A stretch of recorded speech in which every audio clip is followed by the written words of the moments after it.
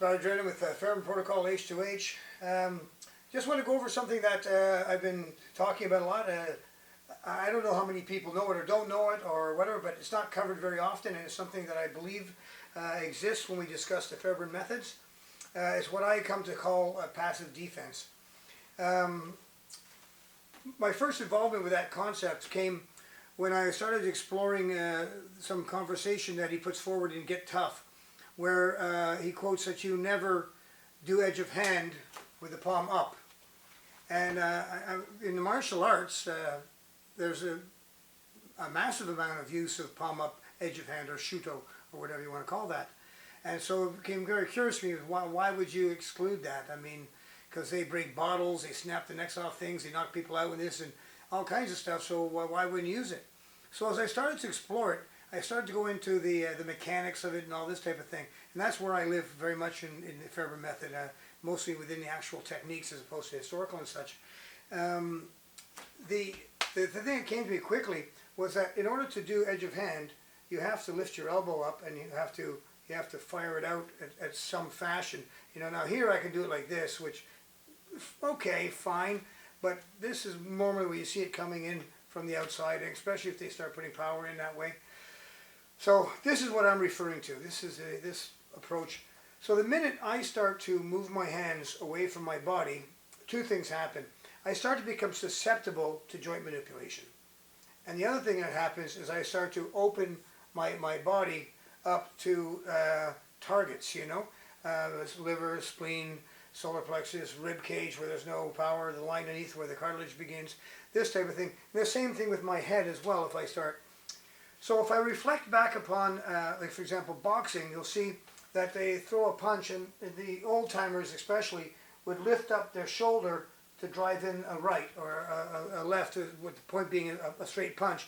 In doing so, they covered all the side of their face at the same time as part of the execution of the punch. So, okay, so if I throw edge of hand from the outside in that fashion, when I do this, I do open to manipulation, you know, all these kind of things, dislocation of the joint, manipulation of the elbow, dislocation of the elbow, also those opportunities in terms of wrist manipulation, and I open my body to targets.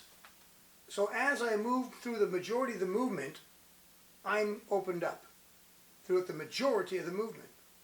However, if I apply the rule of wrist, palm down, and you know, not any, but it's this way, anything other than palm up, okay? You see what I'm saying? Then all of a sudden it changes. So if I come down, I cover my face, I cover my body, I cover my neck, I come down, I cover my organs, and down, and throughout the strike. So as I come to the strike, and I go through the strike, that protection comes in, that passive defense comes into play. Well, guess what? It's there in every one of the movements, almost, okay? And if you come chin jab, it comes up through the center. Chin jab from the outside looks like that. So even there, the mere movements cause cover, you know, and the mere movements cause cover. Tiger claw, you know, the thing, and the fact of coming forward, that's the initiation of the strike. So the whole point being is that no matter what you do, if I come across and to do edge of hand, now that cover's coming across. See how it rises up across my whole body, comes across the solar plexus, up across the face, and when I'm in here I am totally buried inside, you know? So for the passage of that strike, for the duration of that strike, and for the majority of time of that duration of the strike, I've covered my body up. This is fantastic. This is where all the knockouts occur, strikes to the throat, all this type of thing. To a large degree, you're eliminating that as you move in on the target, and as you move into range of danger.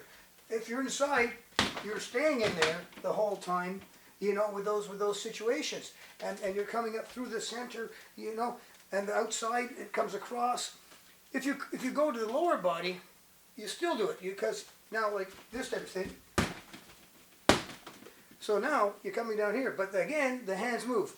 Since it's fighting, and we're not standing there whacking Bob here, everything we're going to be doing is going to be causing those motions to come across. So if we apply a simple rule of keeping these together and not using palm of hand up, no matter what we do, we will execute a passive defense during the execution of the shot. So that equates to this. And as I step in with this in a boxing mode, I'm impervious to jaw contact from the hook, for example. Because I punch in through the center, punching to your face, then also I have certain defenses through this area. But the primary thing, I don't want to try to nitpick little bits of bullshit out of it. The primary thing is that if I do that simple rule of palm up, and I execute all my techniques with that same tightness, we go to a large degree of defense that takes place in a passive manner while we're aggressively moving forward attacking. It's not the same as a defense that you do separately, because I have to do something, which is my move. I make a block, I block, I block. Well, that's fine, and I can block and attack, yeah, but it's still two movements. So I can block and attack, or I can just attack, and I've done the same thing. So this is something that I think is very dynamic, because it allows you to be hyper aggressive without just like going, hey, you know, and you're totally open to impacts and stuff. Because a good person who knows what they're doing knows how to take advantage of those things. And that's the problem. So this addresses that problem to some degree, at least, because I'm trying to be practical and I don't want to try to sell something here. I don't want to try to, make this is amazing. No, but it's very interesting, and I do believe it's part of the method. Again, now I never spoke with Fairbairn, so maybe I'm hyper extrapolating things, but I don't believe so. It's coincidental. It's there with everything and everything. So I do believe, and I do teach it as part of the method. I teach to keep that palm down, not palm up. I keep that tight scenario, and it functions to me. So that's what I talk about in terms of passive defense. So it's something that is worth considering, and for the cost of teaching it and the cost of using it, I don't see any deficit. And like I say, if you understand like Fairbairn's methods, the thing that's interesting with Fairbairn methods is no one method is super special.